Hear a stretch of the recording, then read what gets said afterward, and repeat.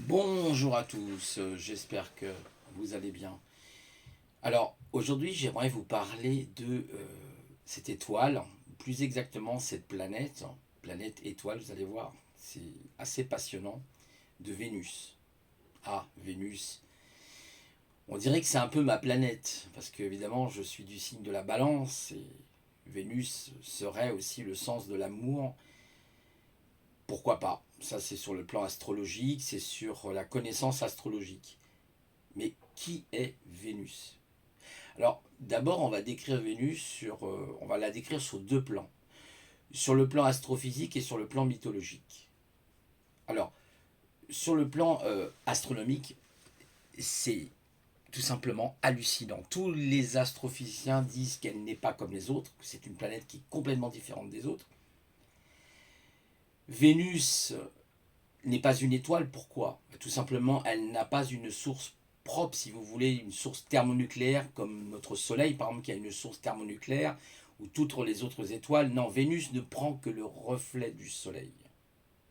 On l'appelle aussi l'étoile du berger. Vous savez, ces fameux marins qui vont regarder l'étoile du berger pour pouvoir se diriger avec leur sextant et pouvoir prendre la bonne direction. L'étoile du berger. L'étoile du matin, si vous préférez. Et elle reflète en fait tout simplement comme un miroir pourrait refléter la lumière du soleil. Et Vénus, la distance entre Vénus et la Terre, je ne la connais pas précisément, est assez loin. Mais on va donner une description physique. Alors, qu'est-ce que Vénus? Vous allez voir, accrochez-vous bien. D'après la lecture que j'ai faite, j'essaye de vous résumer. Je ne pourrais pas tout vous donner le résumé parce que c'est quand même assez complexe. Mais en astrophysique, Vénus est une planète qui est un peu plus petite que la Terre, on va dire. Elle n'a pas de satellite. Imaginez bien que la Terre a un satellite qui est la Lune, que Jupiter a ses propres satellites, Saturne a ses propres satellites comme Io, etc. Europa et compagnie. Mars aussi a ses satellites. Non, Vénus n'a pas de satellite. Mais ce n'est pas fini.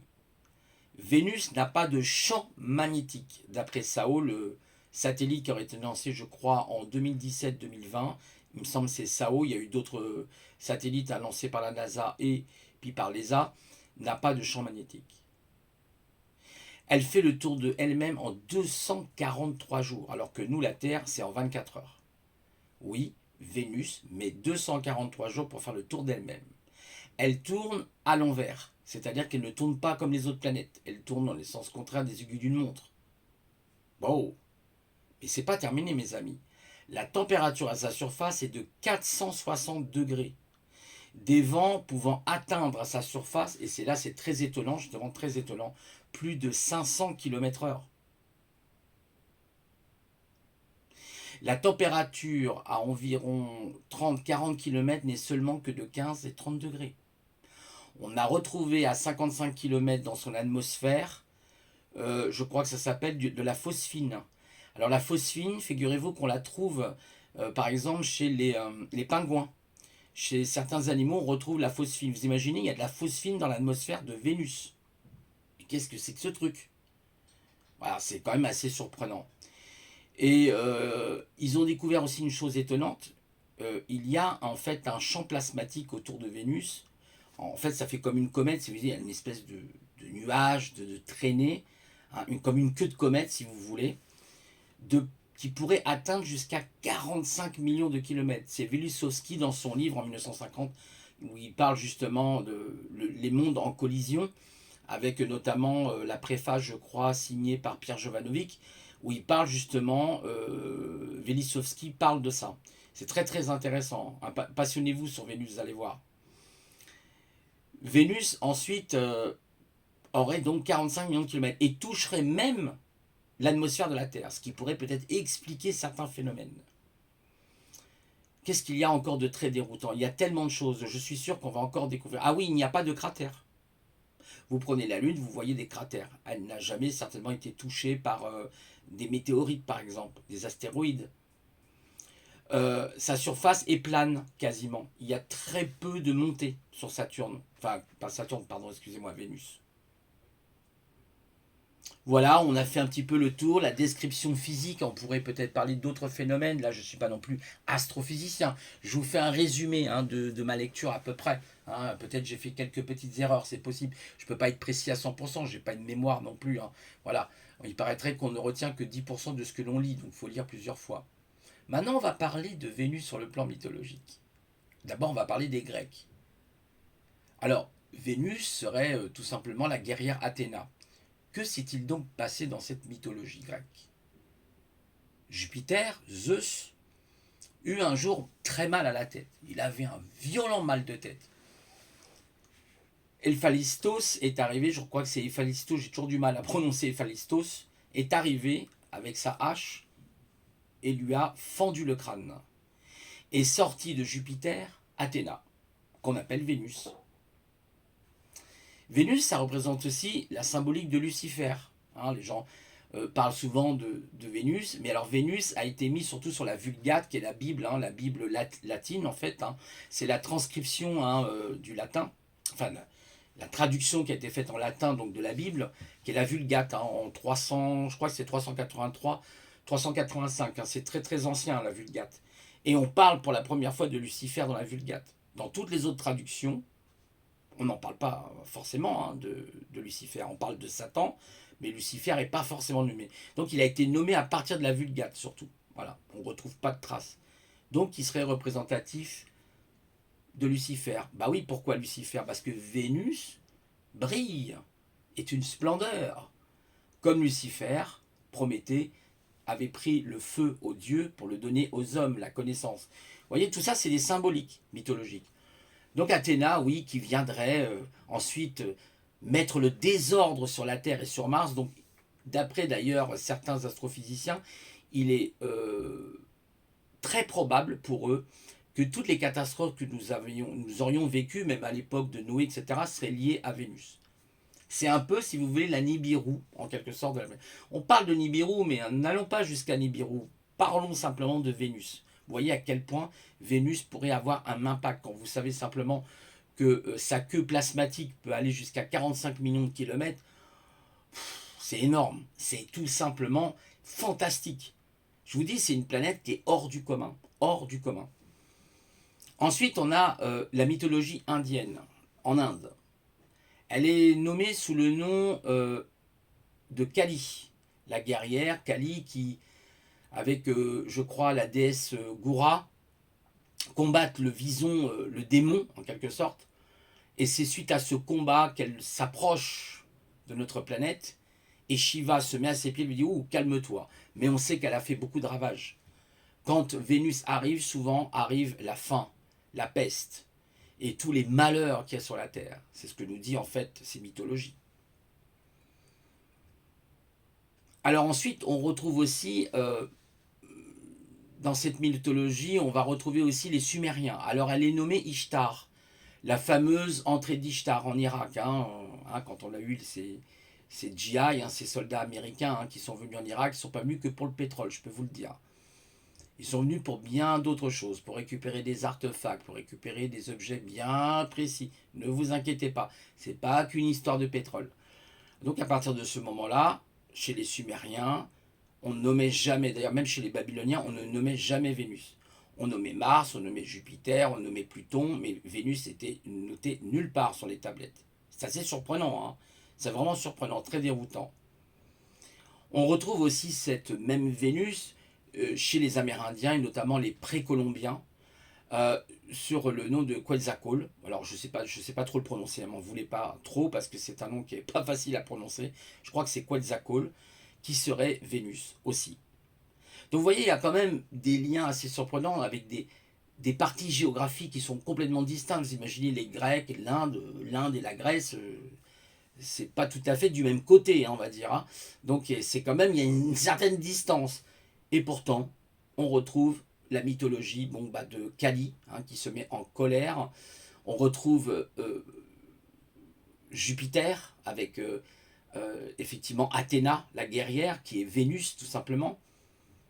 Donc vous voyez qu'il y a quand même des aspects intéressants. Et puis on a vu l'aspect aussi astrophysique, l'aspect planétaire, enfin l'aspect astronomique de cette planète, qui est complètement hallucinante. Aujourd'hui, les astrophysiciens sont assis. Ils se disent, mais c'est pas possible. Qu'est-ce que c'est que cette planète? Ils se posent des tas de questions. Certains pensent que même sur Vénus, on aurait retrouvé la vie, mais à 460 degrés, ça paraît un peu probable. Mais en tout cas, on pense que cette planète, avant, était justement habitée par la vie. On pense peut-être même, qui sait, que c'était une sœur jumelle de la Terre. C'est tout à fait probable. On a retrouvé de l'eau, par exemple, sur Vénus.